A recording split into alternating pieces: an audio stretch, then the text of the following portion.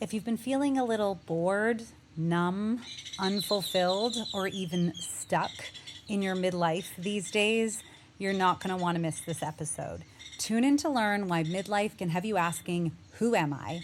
How culture is keeping you stuck with your inner patriarchy, and the first steps to start finding yourself and what you want and start to get it. Let's dive in.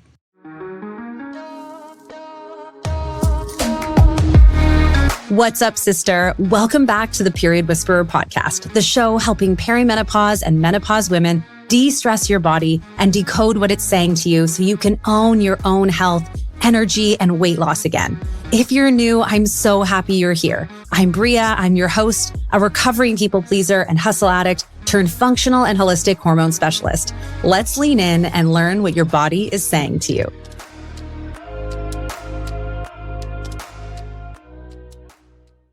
Hey there, sister. I'm super excited to bring you this episode and interview with Dr. Manuela Powell. She is a breast cancer surgeon turned life coach for midlife and is really all about teaching women how to embody their most real, true selves, to live their most outrageously genuine lives.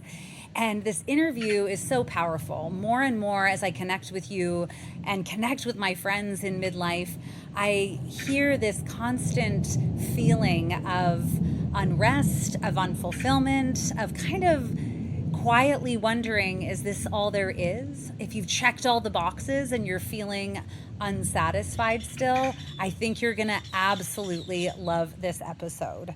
Dr. Manuela Powell is a life coach for midlife women who are ready to start living the sparkliest, most outrageously real years of their lives. After finally getting the memo that she was queer at the tender age of 47, she realized most women could use some help to come out of whichever BS closet they've been stuck in forever. So she took upon herself to be their soul fluffer. For almost 20 years, Manuela was a breast cancer surgeon, but after having her second child, she decided she wanted to free herself from endless work hours, toxic environments, and unflattering scrubs. She put away her scalpel to instead dissect women's minds and help them excise the shoulds, musts, and not good enoughs from their brains forever, so they can stop people pleasing and learn to fully trust themselves to the horror of the patriarchy police. She's a native of Rio de Janeiro, Brazil, and after living in New York City, Washington, D.C., and Hawaii, she currently calls Austin, Texas her home. As a single mama to her two sons, she dances every day, curses like a sailor, so be warned in this episode, and doesn't give a single crap to people who think she should behave her age. You're gonna love this episode. You're gonna love Dr. Manuela. Let's dive in and uncover it all. Welcome, Manuela, to the Period Whisperer podcast. I'm so happy you're here. I'm so excited to be here. So lovely to talk to you. It is. I've been excited about having you on the show for a while now. And like the reality of women struggling to know who they are, what they want, like how to become someone who gets it, I think is, for me, it's like hormonally supported by perimenopause. It really is. As our hormones shift, we're becoming more aware of how we may have been living out of integrity in our lives. And we start to wake up to change. But what I love so much about following you, and I'm going to just throw this out there, and everyone's got to go and follow Manuela Powell on Instagram. I'll put the link in the comments below because she really, truly embodies this. And you're so strong and bold about sharing how to do this for other women. So I'm really pumped to have this conversation. So thank you. Great. Awesome. Yeah.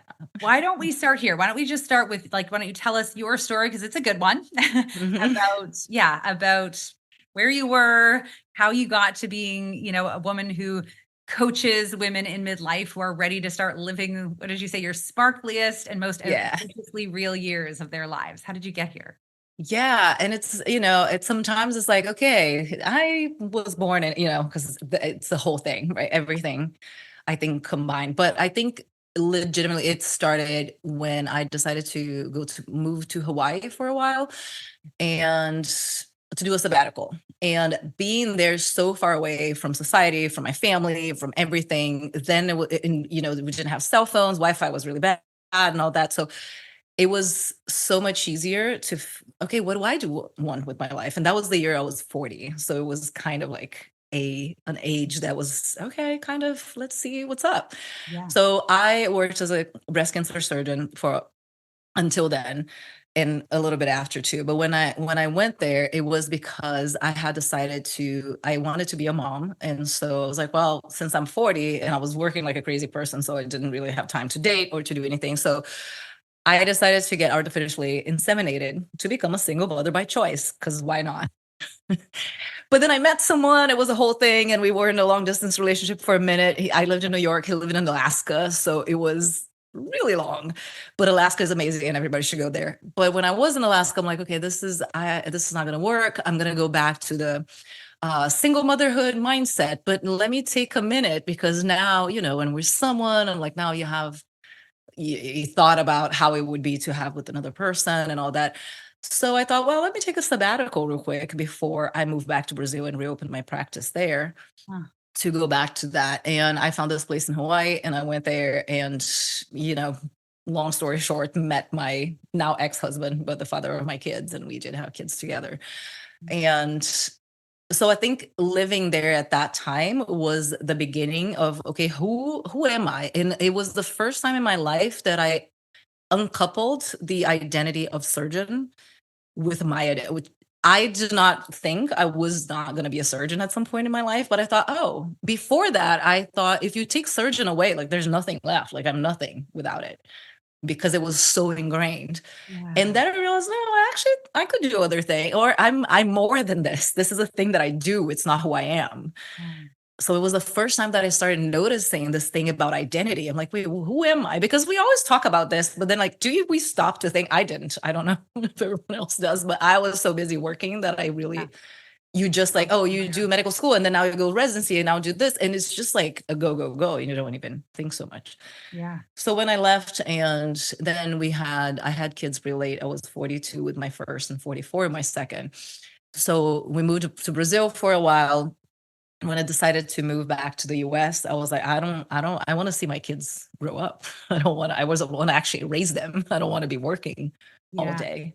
Yeah. So, and the people that I worked in New York for a while, and those people didn't see their kids ever. And I was like, no, that's not going to be me. So I'm going to go and do something else. And obviously, this is a very short, because it was like, how do I, where and how I'm going to leave this, and all the drama that ensued, which Yeah. would have been less if I did know that coaching existed at that time, which I did not. Yeah. But then eventually we moved to the US with a 2-year-old and a 2-month-old. So that alone was just like, I don't know what's happening. And then he eventually said, I was like, why don't you find a coach? I was like, I don't play sports. Why would I find a coach? I really did not know that life coaching was a thing. Wow. And it was like, no, a career coach, a life coach. And I was like, sounds like a scam, but let me look it up. Let me Google it. Let me Google it just to know what it is, what that is.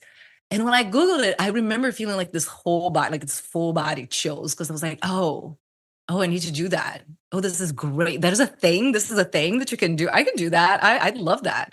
Because one of the things that I really loved about being, especially a breast cancer surgeon, is people were so young. I saw women that were in their 40s that really a surprise pregnancy was more likely than a surprise cancer. Right. And they were so healthy, and they were like, how did this happen? Yeah. And I remember that one of my favorite things was to have those conversations with them and help them with that part. Because once you get a cancer diagnosis, the person that you were is dead. Like now you're a different person. And I think anyone who ever had that sort of experience will know that it's like, yeah, it's a moment, and that you like that, I don't know, the movie that goes in your life, and it's like, whoa, I need to do things differently. Yeah. And I think a lot of women realize that they have been living a life exactly like that. Like, oh, I don't know who I am. I never stopped to think about it. I'm just doing the things. And I think I need to check these boxes: the relationship, the career, the kids, the whatever. And I check the boxes, and then I'm still not happy. So obviously then the inner patriarchy, what I call the white dude that lives in your head, who is a total asshole. And I'm not saying that all white dudes are assholes. Absolutely not. But this one is for sure the one that lives in your head. Internal patriarchy. Yeah. When you say, well, I checked all the boxes and I'm still not happy, he goes, well, there's something wrong with you, obviously. Right. And I think that resentment or being unfulfilled and all that stuff really contributes to the body. What I say, your body is nudging you, should listen to it before it decides to bitch slap you, because it will. It will. Look at it. Absolutely. It will. Yeah. And I think that phase of life, 40s, 50s, perimenopause, all that is, most people, not me, because I had kids late, but most people, kids are leaving home and then they're like, wait, now do I even like this person that I married with? Yeah. Because we only talk about kids. We're only doing that. It's just, there's a lot of automation in your life, or a lot of automation, right? Like just unconscious things that you keep doing. And then one day when you have a diagnosis, you will absolutely stop and be like, whoa, what am I doing? Yeah. Right. Yeah. And I always, even as a coach, even without knowing that life coaching existed, I remember thinking so many times, like, why do people need to see their own mortality, which is the one thing we know for sure is going to happen. Yeah. And like, oh, I'm shocked, I might die. Wait, no, we will. So let's make the best of it. So I think that part, I think that time of life is such a part, a time of our lives that, well, everything is changing anyway. Yeah. So yeah, it's a really good point, because I often think, so for those of us who haven't at this stage in our life had that, faced with our mortality that way, it's often like we're the frog in the water being slowly. yes. And so it's like because we're on automation, we really don't wake up enough. And this is why I always say, like, perimenopause happens for us and not to us. Like, the added workload of this hormonal shift really pisses our body, like really wakes us up a little, where we're like, I am so uncomfortable right now. I have to change. And I think the external patriarchy has told us, oh, you're just drying up and getting older and it is what it is. Yeah. And that internal, as you say, that internal patriarchy is a tricky one, because it's like, oh, it's you're doing something wrong, it's your fault. Whereas the truth is, I think it's like the universe, like shaking us by the shoulders, being like, wake the heck up and listen to what your body is saying to you. Listen to those whispers before you get the bitch slap, as you said. Yeah. Because I think yes, we live in a society that tells us all that crap that, now, you're, I don't know, 30, 40, 50, whatever age society tells it that you're done. Yeah. And even if we are very connected, it's so easy to get into, to believe those things. Yeah. And even a little, like, especially with social media, with all the filters, with everything being quote unquote perfect and all that, it's so easy. But I think our, I don't know, soul, inner self, higher self, whatever we want to call it, the thing inside us, it knows it's bullshit. Yeah. It knows that, like, no, that's bullshit. You don't have to do any of that. All that stuff that you thought you needed to do, that you need to pretend, or that you need to, I don't know, the people pleasing stuff and the pretending, wearing those masks, or even being like, oh, you have, I know, I heard that a lot. Oh, you absolutely have to have kids. I heard this my whole life. And then I had kids. I'm like, I don't know if everybody should be having kids. Yeah. No. I don't know if I should have had kids, but like, now I'm over that question. Yeah. But honestly, Too late for you. I think if I hadn't had kids before, not right now, but if I hadn't had kids, I think I would feel like an incomplete person, because it's so ingrained in you that if you don't, there's something that is going to be missing. And I truly don't believe that. I love what you said there. It's like, I think I would feel like an incomplete, but you're not an incomplete person. Of course not. Because of what's been told to you, Yeah. and taught to you, and pushed on you, and like normalized for you. Yeah. And this Which is is, you have to be that Barbie monologue, right? That I feel like I never have to say it. Before it was like, this is what society tells us. I'm like, well, just go Google the Barbie monologue and everything that society tells us to do. And we believe it a lot of the time, even if we're super badass and intimidating and all that stuff. I'm like, yeah, I know that when I had kids, I remember that I was like, oh, I'm 42. I'm a grown ass adult. Nothing is going to change. So cute. And I remember feeling, I didn't put earrings on for like a year, I think, because I was so, oh my gosh, I have to serve this. I have to do everything for this person and all that. And I lived in Brazil. I had a nanny. Like, I didn't have to do all the things. Yeah. And still there was part of me that, well, now, this is what I do. This is what and then everybody else who was there, well, why don't I just do everything for you guys too? Because you're here. So it's so interesting how you can fall into that. And that is the internal patriarchy. That's not, because nobody was telling me. My husband was like, no, I'll help, or, do this or whatever. He was trying to not, to help me not feel that way, but it's just so conditioned and so internalized that you really have to I work to get it out. totally, I even like I can, as you're saying that, it's like I can even see it in myself, like especially, Mhm. in when my kids were young, was just this like I have to do all of this all by myself. It was like if I'm Yeah. not, like even that is that internal patriarchy where it's like don't rest, because if you're resting, you're not doing the things that you're supposed to be doing. Yeah. And that's what Yeah. really, like, undoing that Yeah. is not an easy feat.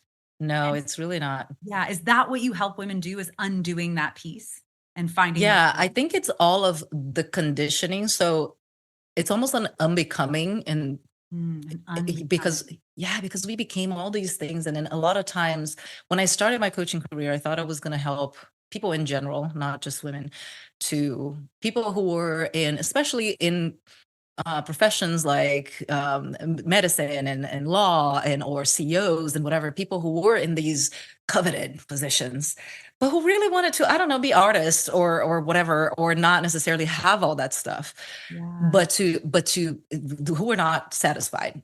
yeah, And what I noticed was that when I started working with people, first of all, that I always work with women because I was a breast cancer surgeon.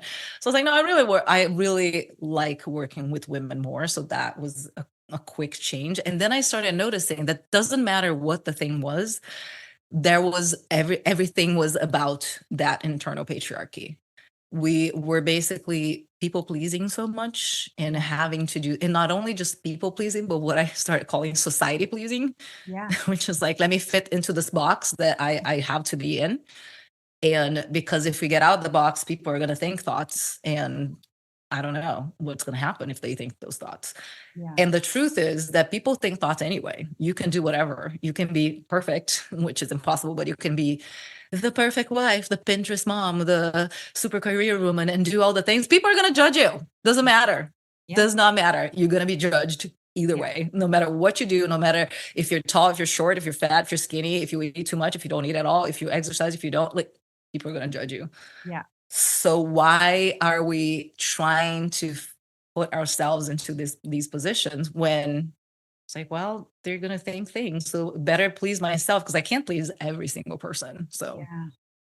That's amazing and yeah. so powerful. And so when you're working with women, because I think there's this piece of like, we don't even realize that it's the internal pace. So like that's a problem unaware area. Yeah. So when you have women come to you to work on this stuff, what are Mhm. they saying is the problem? What are they say? What are the challenges you're hearing? Like what are they feeling and experiencing and thinking it is? Um, Mhm. that likely is, like kind of like the symptom of the root issue. Yeah, there's a lot. One thing that I hear a lot is like, "Oh, I'm so stuck." And sometimes it's stuck in a relationship, sometimes it's stuck at work, sometimes it's stuck in whatever. Is just I'm stuck. What I think is you're stuck in an identity. Mhm. Like I was stuck in that identity. Like, oh, if you take this away, what am I? Who am I?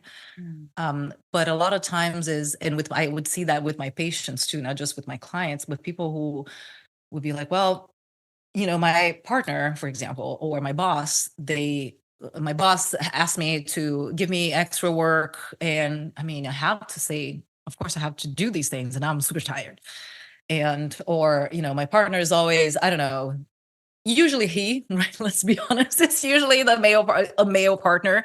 It's like, well, yeah, he works and he has this very busy job, whatever. So I also have a job, but I take care of the kids because somehow that's my job. Yeah. And Along in with the all the other kind, emotional labor of life is also your oh my job. God, 100%. So that is so much what, or just like I'm just so exhausted, and I know this is not what I'm supposed to be doing, and I just really just dislike I'm just not fulfilled, and I don't have a purpose, and all those things are like, you don't even necessarily need to have a purpose in life. I don't believe that you have like, oh, you were born and then here's a secret message that you're going to spend all your whole life trying to figure out. I don't even think that's true, but the fact that you don't have something that fulfills you in some way, because as much as motherhood is amazing and great and all that, is just not, for a lot of people, is not what you want to do Yeah. for 24 hours, 7 days a week. Absolutely. And we've been told we're supposed to want that. And we're supposed to love that. Yeah. And just, and a Okay. lot of times I know that sometimes I would say, especially for people without kids, when I complain of any, or just say, oh my gosh, I'm so tired or whatever. Like today when the call from school saying that my kids have lice, I'm like, well, now I have to like do all this thing that I was not planning, and I have to cancel calls and stuff because I have to get them early to treat them and all that stuff. It's just like, I think if I was still married to a man, as much as I would be the person who would do that always, because I would say, well, obviously this is my job. Or obviously he's not going to do it as well as I am, which may or may not be true. I don't know. But the truth is that we take on these things a lot. And then we get so tired. And I think a lot of my clients come to me with that um, kind of, you resenting that person or that job or your kids or whomever because you're not setting up boundaries, because you're not saying no. Because one thing that happened to me a lot was I was just like, one of my then husband's job was to do the dishwasher stuff. And I swear to God, I don't know, I think he did it on purpose. I was like, how can you even stack things in this way? I don't even understand what's going on here. But like, I'm not gonna fix it. Like if it's not washed, we just run it again. It's fine. I mean, like instead of being like, well, you can't do it right, so I'm gonna do it. Yeah. No, don't do that. Yeah. You have to let go of control. You have to let go of, I'm the only person who can fold this thing, or at work, I'm the only person who can, do this thing, and just learn to, first of all, trust yourself enough to have people around you who will do things right. Yeah. Which is, I think, something that we don't really do, be it at work or with our partners, and just trust people to do what they do and to trust you to know how to deal with whatever doesn't go perfectly well.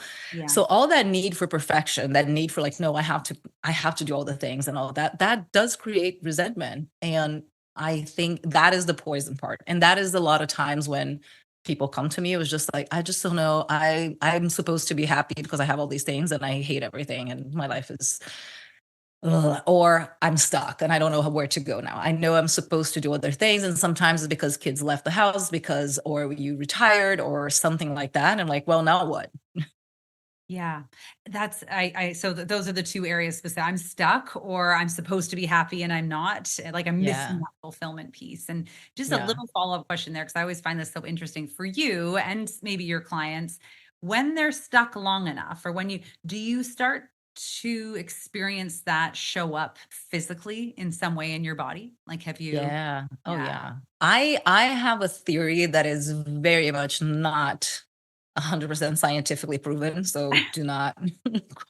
But I do think my theory is that autoimmune diseases have a way bigger mental component than we think right now in medicine, and we're trying to give all these drugs instead of like, go do therapy, go do coaching, go figure out your life, like stop saying yes to everything you want to say no to, and just like, really stand up for yourself or quit the stupid job that you hate. And I don't know, let your kids, I was at a playground this weekend and I'm seeing this mom, like every little thing that the kid would say, the mom would just go and like, oh no, I can help you. And whatever. My kids are like, I don't know where they are in the playground. I'm just like, and I'm like, I get it.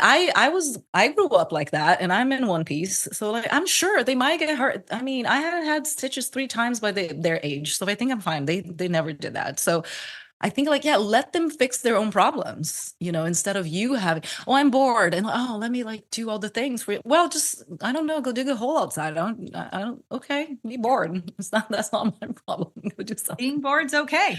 It's fine. Right. Yeah. So I think we give so much to other people in that way. Yeah. Then our bodies are trying to be like, we're literally saying that we're against this thing in your own body. I don't know. I feel like that specifically, and also mysterious symptoms, your hair is falling off or you have some gut issues and you go to the doctor and they say everything is perfectly fine. There's no problem.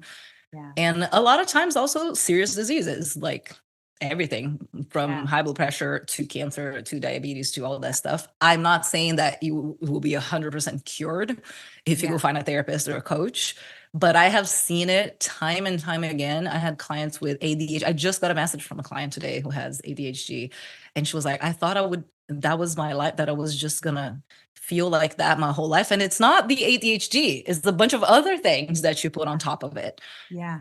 Yeah. No, I completely agree with you. I think that there is I mean, look, our brains and bodies are not separate. They're together. No, They're a part of this. So they right. work like cohesively at all times. Yeah, And I think, I always say to women in perimenopause, like this story we've been told is like, oh, it's my hormones. It's not your main sex hormone. Like, yes, they're imbalanced, but they don't just go there on their own. Like, it's not like magically right, most of the time it's what's imbalancing them, what's keeping them from being produced. And a lot of that has to do with like our stress and non-stress response. And right. when we're breaking down faster than we're building because our head's in the way, I mean, Yeah, inevitably you always slide into dysfunction, disease, chronic or otherwise. And yeah, it's just, yeah. So it's always interesting to hear it show up in other areas. So women come to you at yeah. that point. This is what they're saying. I'm stuck, or I should be fulfilled. I'm not fulfilled. I don't know how to get fulfilled.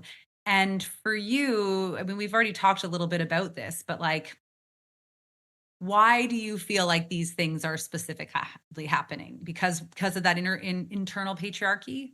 Yeah, I think it's, in our society, as much as things are much better, obviously, today than they were even 10, 20 years ago, or 30 for sure, and all that. It's been such a short period of time that we had as women more freedom to do things. We couldn't have a credit card. We couldn't open a business until 5 minutes ago. I don't know, in the 80s. That's crazy. That was 5 minutes ago in evolutionary terms.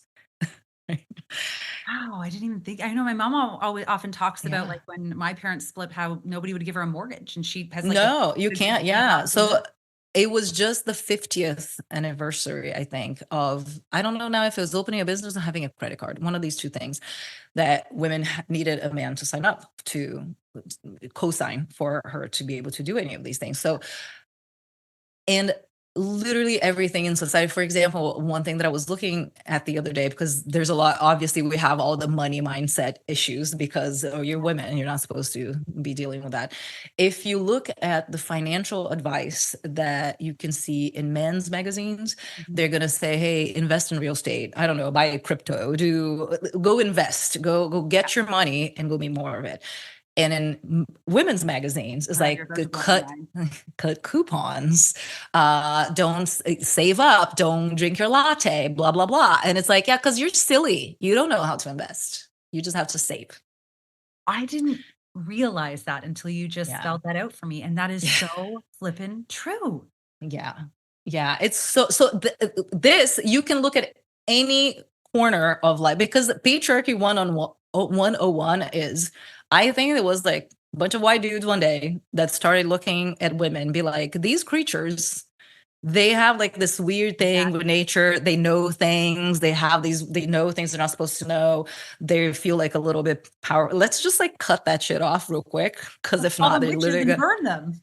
yeah, they're gonna rule the world, which we totally would, and we will eventually. But I think a bunch of really smart white men noticed that women were, if you just let them be, they will be too powerful. And then you started like, well, I think you're a little bit crazy, or you shouldn't trust yourself. So patriarchy 101 for me is, let's make them not trust themselves. Mm, Because if you trust yourself, if you have confidence, there's nothing you cannot do. That's why these bros are doing, going to Mars or whatever. Why do you want to go to Mars? Go, I don't know, explore the ocean. Go explore the inside of your brain, maybe. I don't know. Right? Like, instead, like, they have this amazing confidence, which we see all the time in men. mhm. But when women show any sort of confidence, or any sort of, let me get a little bit off the track, first of all, we were burned at the stake, or you told you're crazy and put in an asylum, which is insane if you look at the history of how women were put in asylums just for going against something Yeah. that they were like, this is bullshit, I don't want to do it. And so trauma is inherited, that has been proven, so we still have The that epigenetics. Yeah. Mhm. totally in our DNA. So that oppression is carried on us. Like, well, obviously, if I trust myself too much, or if I start having too many ideas, or if I grow too much, if I'm successful, first of all, you're a bitch, number one. You can't be assertive and direct without being called. And now there's the Karen, there's a whatever, there's all these things. Yeah, I hate that. It's like, Yeah. let's put, and Yeah. even in like such a, I run into so like being in the health and wellness industry, it's like we're constantly told to try to be smaller, Yes. take up less Yes. space. And any way I can, suck it in with Spanx, like put on angles in my Yes. makeup, like For any way sure. you can lose weight, any way you can take up less space. And then Yeah. we just disappear because to Yeah. take up less space means we have to be quieter in a way as opposed to take up more space.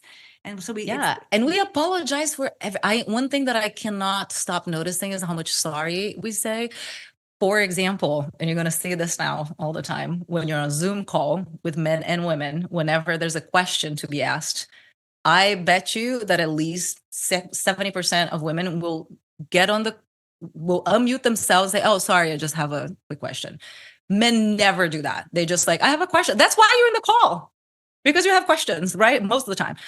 And I was on a plane recently, and this little girl, she probably was like 4-ish, and she was in the middle seat, and her mom was next to her, and she was doing whatever on her iPad. She was playing a little game on her iPad. And at some point, she goes, oh my gosh, I'm so good at this, mommy. Look, I did blah, blah, blah. And she's like, oh, so and so, don't do that. You need to be humble. And I swear to God, my head just like flipped. I was like, no. Oh. And I was just like, okay, I'm not gonna say anything, but I had tears in my eyes. I'm like, see, this is why. Yeah. Like, why would you be humble? Why would you be humble? Because we're telling boys are not told to be, if they say, hey, look at how good I am at lacrosse or whatever the hell is that. Yeah. It's like, oh my gosh, you're amazing. Or even if you go and do horrible things to women and you should be in prison for a long time, it's like, wow, but we can't, because then it's his future is going to be, he's so good at swimming or whatever. What in the world? It is crawling. So all these things, that's why it doesn't matter if you're a badass CEO or if you, whatever. I was a surgeon, a firefighter, all these things. And I still was this is not, oh, this is why I think this. This is my belief that I thought about. And then I decided that I believe this. No, this is the beliefs that just slowly given to us. Yeah. Given to us and all the things. For example, when Trump was the first time he ran for president, it was him or Hillary. And people were like, there's a woman. I mean, she's a bitch. She's the whatever. Even the people who, with the part, it was like, well, if the option is a woman, maybe let's take this guy. Which I think if it was anyone else, honestly, I think that might not have happened. Yeah. Because running against women in these positions, well, I don't know, you're a woman, so maybe you hear there's so much. Yeah. Yeah. It's a shocking reality to. Yeah. Okay. So we've covered a lot of things, and I mean, you and I could probably talk forever about this and go down many rabbit holes. Seriously. But okay, so we have women here, like there's maybe whoever's listening is starting to recognize that they have beliefs that maybe aren't their own beliefs. And that they want something else. So what do they begin to do, Manuela? What do we do can you give them some steps? And me too, I need these steps. I think the first thing is kind of, if you want to sit in your car and drive from New York to Texas, you need to know where you are to plug it into the GPS so that you have a way. So first of all is to be like, okay, where am I? And let me examine what are the things that I actually believe. And for me, it was the Hawaii part. I went to Hawaii and I was like completely plugged out of everything. And I realized that not everybody can do that. No, but that's why you hire a coach when you can't. But I think that's exactly. Yeah. Because it's really hard it's almost like, in my mind, is like, if you want to get tidy up your closet, but you're inside the closet with the clothes, it's like, no, let's take the clothes out of the closet and look at them. And as your thoughts, right? And let's look at these thoughts. Okay, this thought, no, I like this thought. I'm going to keep this thought. For example, I love when men are chivalrous. I love a man that will open the door for me. I think that does not do anything for my, I'm still a powerful woman if someone pulls the chair up for me. Or, when my boyfriend carries my heavy bag up the stairs. Yeah, do it. You're physically more capable of doing this. And I'm totally fine with that. So that is something that I can keep. I don't need to be like, oh, don't, why are you doing that? I can do it myself. Yeah, I know I can do it myself. I just don't want to. Yeah. Go do Right. it. So for you, you're like, there's nothing deeper behind that. It's purely just because it's logical and makes Yes. sense and it's helpful. Right. So then we Especially keep with the that. physical stuff, right? Yeah. He came to my house and he's like, he tilled my front yard. I would never do that. I do not want to do that. My back's gonna hurt. I'm just not. And he's like, no, we'll do it. So you want to do that. Great. So that belief is something that I can keep. I can have that as a thing there. And at the same time, maybe, I don't know, if we're in a restaurant and my dish is not what I ordered, I don't need him to go and, hey, this poor woman, this damsel in distress here doesn't have the food she wants. I can go into, or I can step up for myself. I can defend myself in most situations. Obviously, if someone comes to me with a gun or a knife, maybe not. But in most situations, I can do that, and I can stand up for myself. I don't need someone to be here and protecting me. I love that they want to do that, but like a lot of times, like, okay, I can do that myself. So it's just really being like, okay, what things do you want to keep? What things do you want to throw away? Yeah. So I think that is the first thing that I usually do with the clients. Like, let's just kind of figure out where you are. And for a lot of clients who are really deep in the hole of like, everything sucks and my life is horrible and I'm stuck, the first thing is just to be okay with that. And I had a coach who said, when you're in a hole, the first thing you need to do is to be okay with the fact that you're in a hole. Doesn't matter if you were pushed in a hole, doesn't matter if you weren't looking and you fell in the hole, doesn't matter if the earth, gobbled you up and now you're just in a hole. Okay, fine. We're here. Now what? Now, how do we get out? Yeah. Instead of like, oh, but I already did all these things and I shouldn't be here because life is so unfair and whatever. It's like, cool. All that, but also that doesn't help you.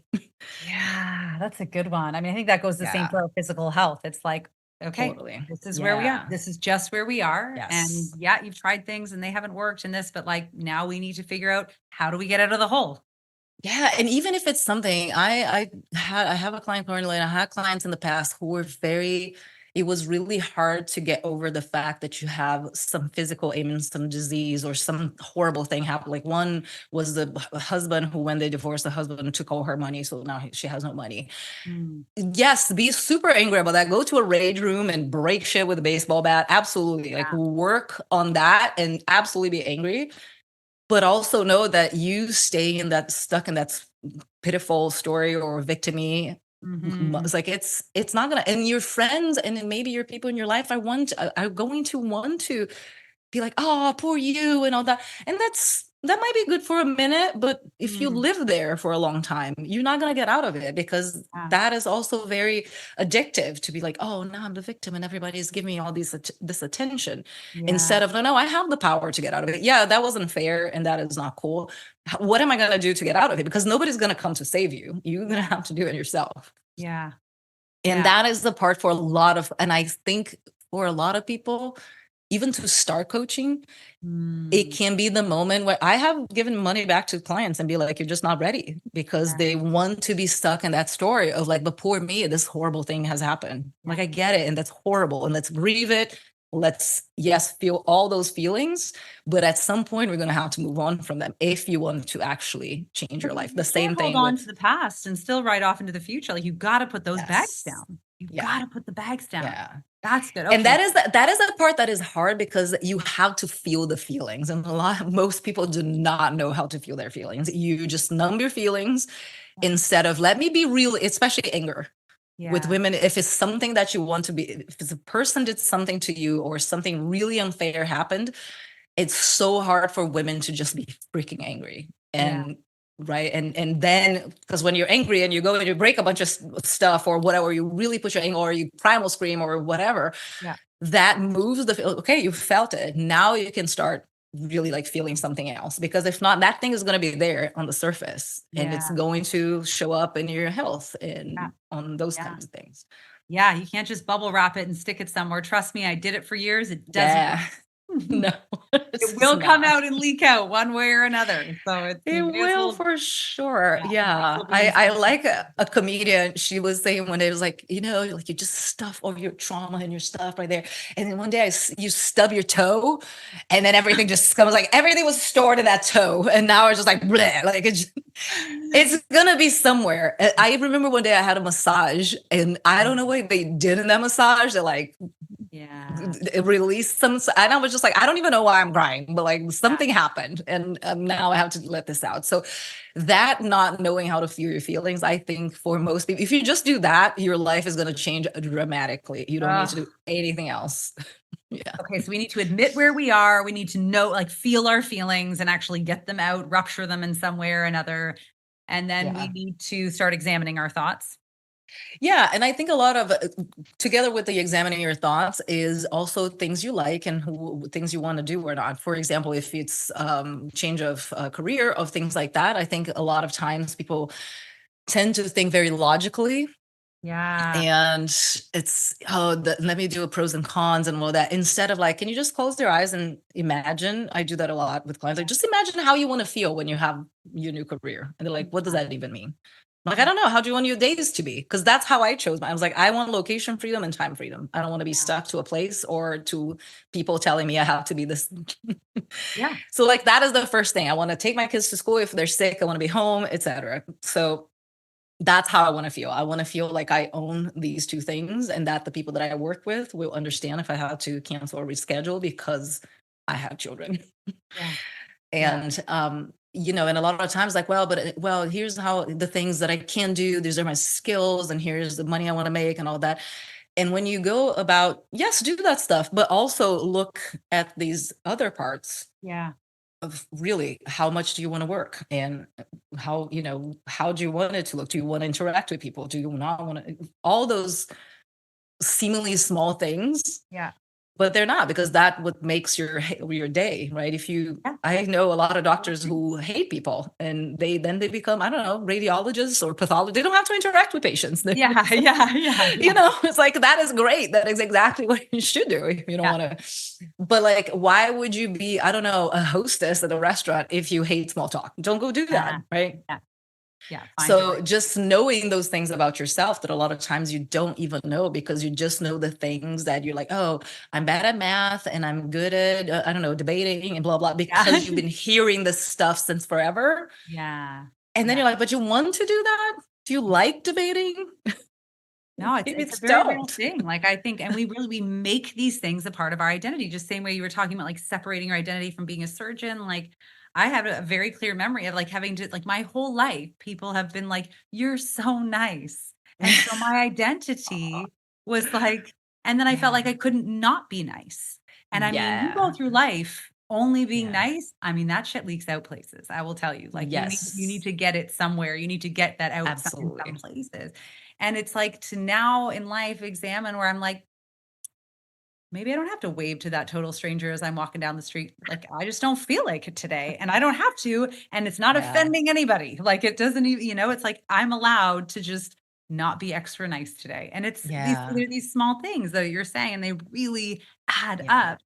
And we do need to Yeah. examine whether they're true for us or not. So, Yeah, that good girl complex or good girl, like you're the good girl and you need to keep being the good girl yeah. because that's who you are. That is super common. And I have one of the talks that I give is called Being Nice is Slowly Killing You, because I think there's a difference between nice and kind. Yes, please be kind, always, always, always. But nice is different.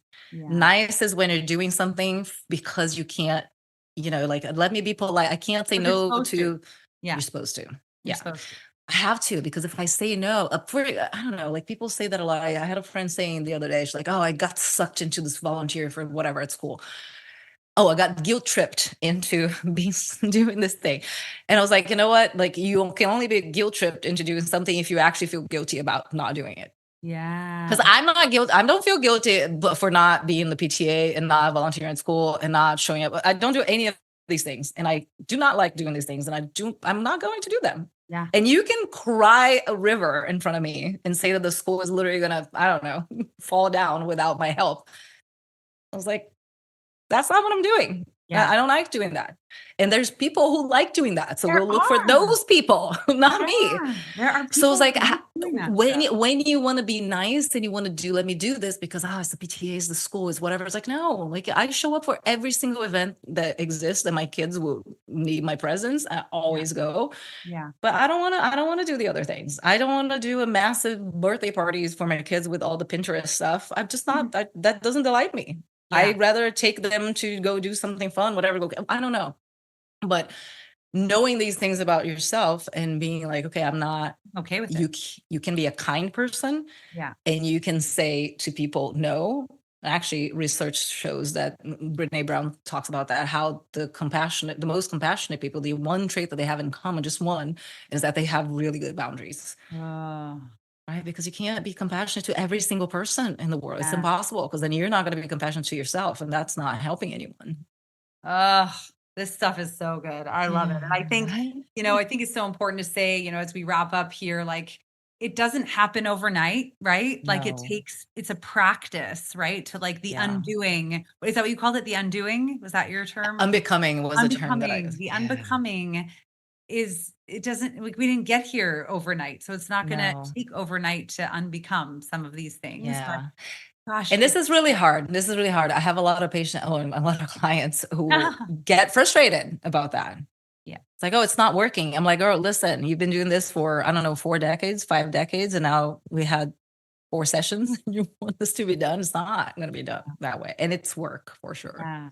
And that, I think, is another message we get from the world, right? Is like things should happen quickly, but I Should would, be easy. almost always in all of my clients, we hit week 6 or 7 or 8 and they're like, I feel better. And for me, it's like, I'm not losing weight. I'm like, it's coming. Like you have to still be here doing the right things. Like the tree, if the tree falls in the wood, it still makes the sound. Like you're doing the things, and it takes time. Yeah. And the best example is going to the gym. You can know how a treadmill works. You can look at the treadmill. You can have a treadmill. If you don't go and walk on the thing, nothing's going to happen. And it's not going to be, well, I went to the gym today. Where's my 6-pack? That's what's going on. Right? No. So it's funny how we accept that. And you're gonna if you stop going to the gym, you're gonna lose your 6-pack. So it's the same thing. If also you're not in the practice of being like, oh yes, I have this default thing of, I don't know, complaining or being victim, but kind of like, oh, I can stop it. And I can learn to be like, oh, I'm doing the thing that I used to do. Okay, let me stop and go back. Like, you're always going to have to do that for some things in your life. They're not gonna go away. And you're always gonna have to police yourself and be like, oh, wait, I'm doing the thing. I'm behaving that way that I don't like, that gives me results that I'm not happy with. Yeah. And I think one thing you show us so well is that it's worth it. Oh God, yeah, so worth it. Oh my gosh, it's worth it. It's so worth it. It's like losing weight, getting healthy, all this stuff. It's so worth it when you get there. It's like, yeah, it's a lot of work, and pizza is delicious. I haven't eaten pizza in 5 years, except for the cauliflower ones. It's whatever. But it's like, it's putting down. But there is a trade-off. There is a price, for sure. There is a price, and the price a lot of times is relationships. A lot of time there are people in your life that you're going to have to change the relationship with, because those people are not going to like the fact that you're going to have boundaries, that you're going to say what you want, and that you're going to do things differently. But for a lot of my clients, what happens is partners and family members, et cetera, that had a hard relationship with, a lot of times what happens is they see how happy you are. And I was like, wait, maybe there's something there that I could learn. I think I totally agree. I think at the end of the day, that it's best to be the example, be the model, not the martyr, right? Like it's like just model what you're doing and choose to do for you, and not because that's the definition of codependency, isn't it? It's like sacrificing your happiness for someone else's happiness in hopes that it'll eventually make you happy. So if you stop doing that piece, then, people are going to be uncomfortable for a bit, and that might make you uncomfortable, but you'll be happy.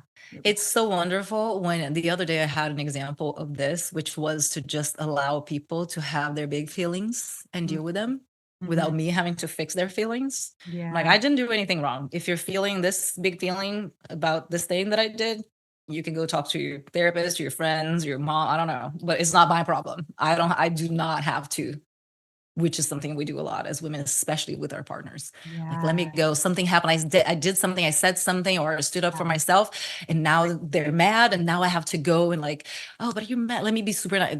No, they can deal with that. That's fine. Yeah. Oh, this has been incredible. And as I said, I could talk to you forever. Thank you so much. How does anyone who's listening who wants to see more about this permission you give people to embody themselves, how, if they want to learn more from you on this, if they want to do some of this work, how do they find you? Well, I'm in all the social media as Dr. Manuela Powell. That is the best way to find me. And also my website, manuelapowell.com. And please come connect with me, DM me. I would love to hear from you.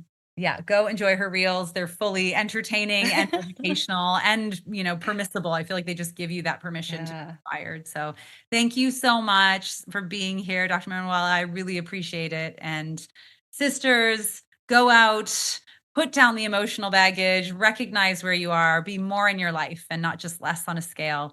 And we'll catch you next time. Thank you so much for joining me on the Period Whisperer podcast. If you liked this episode, take 30 seconds right now to write a review on iTunes and then reach out to me directly on Instagram at Bria_period_whisperer and message me there with a screenshot of your review. As a thank you, I will give you a customized free hormone audit to get you on your way to the best health of your life in midlife.